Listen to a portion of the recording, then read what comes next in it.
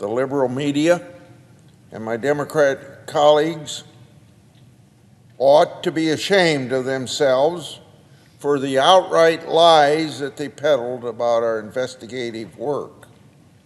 As a result, Senator Johnson and I did what any good investigator would do. We gathered even more records to prove all these people wrong. Which brings me to the second theme. Senator Johnson and I will produce new records to show additional connections between the Biden family and the communist Chinese regime. Before we get to those records, I'm going to discuss the background of our investigation. We started this investigation last Congress. Then I was chairman of the Finance Committee, and at that time, Senator Johnson was chairman of the Homeland Security and Governmental Affairs Committee. It began in August 2019. I started at that time an inquiry into a transaction involving Hunter Biden that was reviewed by the federal government's Committee on Foreign Investment. On September 23, 2020, Senator Johnson and I released our report. On November the 18th, 2020, we released our supplement to that report. Those reports were based in a large part on Obama administration government records and also almost a dozen transcribed interviews of government officials. In both reports, Senator Johnson and I made financial information public that hadn't ever been known before. Our report exposed extensive financial relationships between Hunter and James Biden and Chinese nationals connected to the communist regime. More precisely, these were Chinese nationals connected to the Chinese government's military and intelligence service. One of those individuals was a person by the name of Patrick Ho. According to reports, Hunter Biden said of Patrick Ho, quote, "I have another New York Times reporter calling about my representation of Patrick Ho." Then Hunter Biden says the F word, denoting a spy chief of China who started a company that my partner, who is worth $323 billion, founded and is now missing. End of that quote. We'll get into more detail with respect to Patrick Ho in future speeches. We'll do the same with Gongwen Dong, another close associate of Hunter Biden's, who was connected to the communist regime. Now, Hunter Biden's reference to, quote, "my partner," end quote, is an apparent reference to Yi Jinping.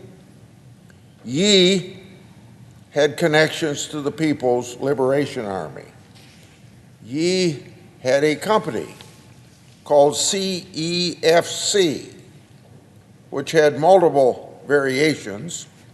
Today and in future speeches, Senator Johnson and I will simply refer to that company as CEFC.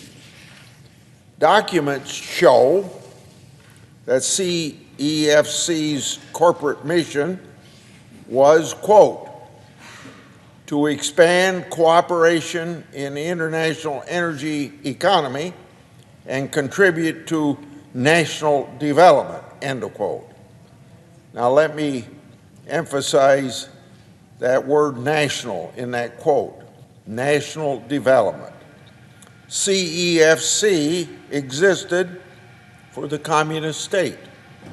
Indeed, records show that CEFC is dedicated itself to serve China's national energy strategy, developing national strategic reserves for oil, and now I quote, partnering with centrally administered and state-owned enterprises, end of quote. Records prepared by one of Hunter and James Biden's business associates, a James Gilliar, say the following about this company, CEFC. Quote, at the time, China was hungry for crude, but its state-backed companies were having difficulty closing some deals abroad. The optics of China's state-backed giants marching into a country to buy and extract oil weren't great for Central Asian politicians. This paved the way for private firms like CEFC, which can strike oil deals in Europe and the Middle East, where Chinese state-owned enterprises could bring political liabilities, end of quote. Documents also show that CEFC, quote, is building an energy storage and logistics system in Europe, end of quote, to connect China, Europe, and the Middle East. Now, you may ask why? Plainly, to serve, quote, China's ambitions to have overseas storage locations connected with world markets, end of quote. The document further states that CEFC's investments and their bank division has investments in the energy sector, quote, which are in tandem with the government's $4 trillion One Belt, One Road foreign investment program, end of quote. So then, CEFC operated under the guise of a private company, but for all intents and purposes, as an arm of the Chinese government. Hunter Biden and James Biden served as the perfect vehicle by which the communist Chinese government could gain inroads here in the United States through CEFC and its affiliates. And these inroads were focused on Chinese advancement into the global and U.S. energy sector. Hunter and James Biden were more than happy to go along, of course, for the right price.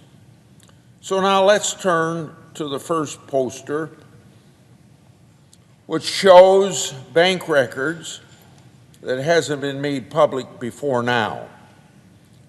This is a portion of a document that we, meaning Senator Johnson and I, will release in full. The topic of this poster shows a wire transaction, August 4th, 2017, from CEFC to Wells Fargo Clearing Services for $100,000. Now look at the bottom of the poster. This is the underlying data of this transaction. It states, quote, further credit to Owasco, end of quote. Owasco is Hunter Biden's firm. Now, there is no middleman in this transaction. This is $100,000 from what is effectively an arm of the Communist Chinese government, direct to Hunter Biden. So a second question to the liberal media and my Democrat colleagues who accused us over the last 2 years of distributing Russian disinformation. Is this official bank document Russian disinformation? Now, beyond this document, in future speeches, Senator Johnson and I will show you more transfers between and among such companies as CEFC, Northern International Capital, Hudson West 3, Hunter Biden's Owasco, and James Biden's Lion Hall Group. In doing so, please keep in mind the players in this game: Hunter Biden, James Biden, Yi Jinping, Gong Wen Dong, Murin Yang, and Patrick Yo, to name a few. All of these individuals mixed and mingled with related corporate entities over a period of years and with respect to millions of dollars. Now, the next poster. Those connections are illustrated by this second poster, which I made public last November. It's an original bank record with one typographical error and all. Here you have Hunter Biden, Gong Wen Dong, and Mervyn Yang executing an assignment and assumption agreement together. Now, a third question to those who accuse us of disseminating Russian disinformation, so especially to the liberal media, who are the ones who ought to be policing our government system to make sure that everything's done honest. They shouldn't have to have members of Congress giving all this information out. But is this official record Russian disinformation? In our next speeches, we'll show you more records that haven't been seen before. Records that undeniably show strong links between Biden family and Communist China. Today is just a small taste. I'd like to note one thing before Senator Johnson takes over. He's going to describe to you the ridiculous attacks that we received, claiming that our reports were Russian disinformation. On March the 16th of this year, the New York Times unwittingly substantiated our reports by reporting on Hunter Biden's connection to foreign corporations and his potential criminal exposure. So what Senator Johnson and I made public last Congress is now a prevailing fact pattern that even the liberal media can't ignore any longer and falsely label Russian disinformation.